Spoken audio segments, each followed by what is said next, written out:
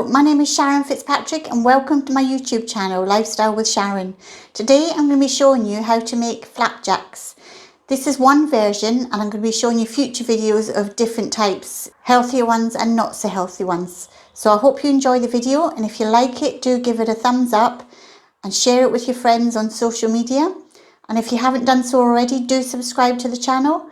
It's free of charge. And if you hit the notification bell, it just gives you a reminder every week of when the videos come out. So enjoy.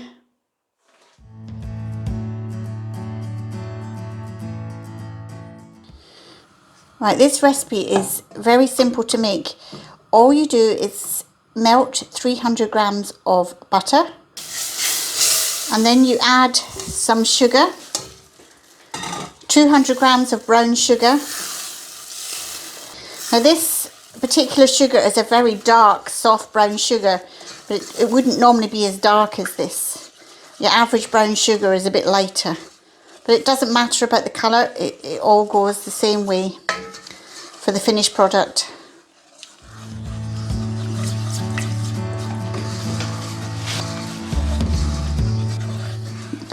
I know this looks a bit strange, but don't worry about what it looks like. It tastes absolutely delicious. Now you want 4 tablespoons of syrup, golden syrup. You can use maple syrup or honey, but I prefer the flavour of a golden syrup. Now this particular recipe, I'm going to be adding a tin of condensed milk. Now there's all different ways of making flapjacks. This is just one way that I'm going to be showing you today, and in future videos I'll be showing you different types. I'll be showing you healthy versions and not so healthy versions. But you know what? It's a treat now and then. It's lovely. Now if you just put this on a kind of medium heat, then this will begin to boil, and you just boil it for about a minute. Now this recipe is a nice easy recipe that the kids can be involved with supervision obviously. They will enjoy the mixing and seeing the different colours. It's a great fun one to do with them. And you'll feel that it will start to get a little bit thicker. So just keep stirring it, as I say, for about a minute, and then you're ready for the next stage. Okay, rather than trying to add your porridge oats into the pot, I tend to put it into a bowl because it's a large amount of porridge oats. We've got 500 grams of porridge oats. And if you're trying to mix that in a pot, it's a bit difficult. So you just pour that mixture on your into your porridge oats. It kind of looks like a nice toffee mixture, absolutely gorgeous. Just mix this around until all your porridge oats are covered with the mixture, because you don't want some bits with porridge that's not covered. So just do give it that good mix. Get right into the bottom of the bowl. So it's much safer to do it in a bowl than trying to do it on your pot. So you can see that's what it looks like. So you're going to put some greaseproof paper onto your tin. You don't have to make it perfect, but if you do want to tidy up a little bit, just cut a corner and kind of just fold it over. And then you can always cut the excess off. It does just tidy it up a bit.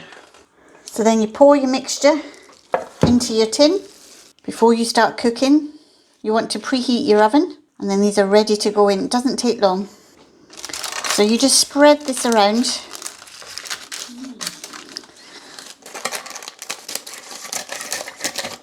This is what it looks like before you put it in the oven, and I'll show you in a minute, in about 15-20 minutes, what this actually looks like.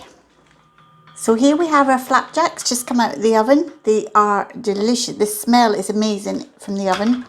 And what you want to do while it's still warm is cut it into sections, whatever size you want. I usually find doing little squares is the best option.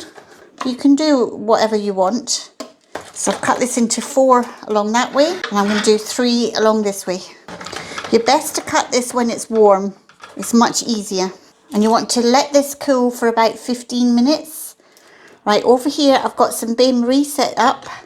So we've got some boiling hot water with a bowl over it. And we're just going to put that on a very low heat and let the chocolate melt. So I've got some white chocolate and some milk chocolate. So you can either have it plain like this, or you can have some chocolate over it. Now you can cover it a whole piece in some chocolate like this. I'll show you one with the white chocolate. I'll show you one with a bit of a pattern with the white and the milk chocolate.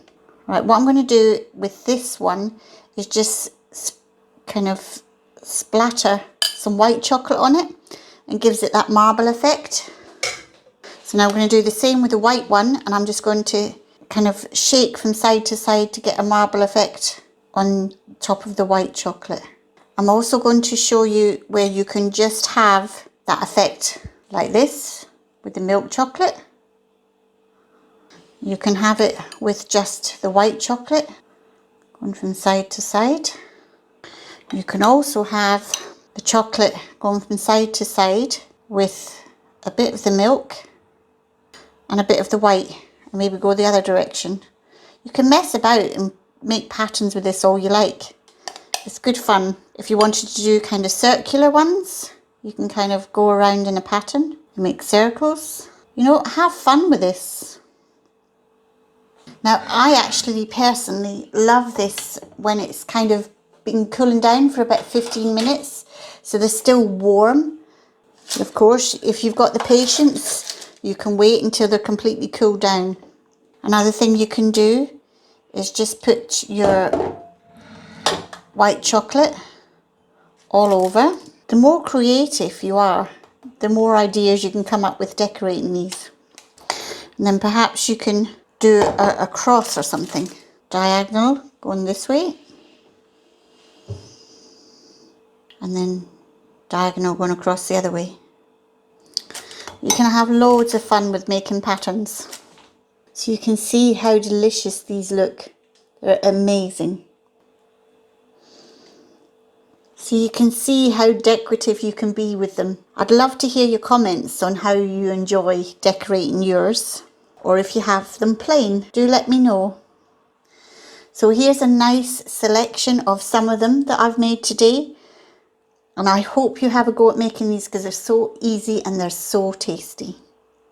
Enjoy. This. Now I'm trying to see which one I want to try. I think I'm going to try this one. I'm going to enjoy this with a lovely cup of tea.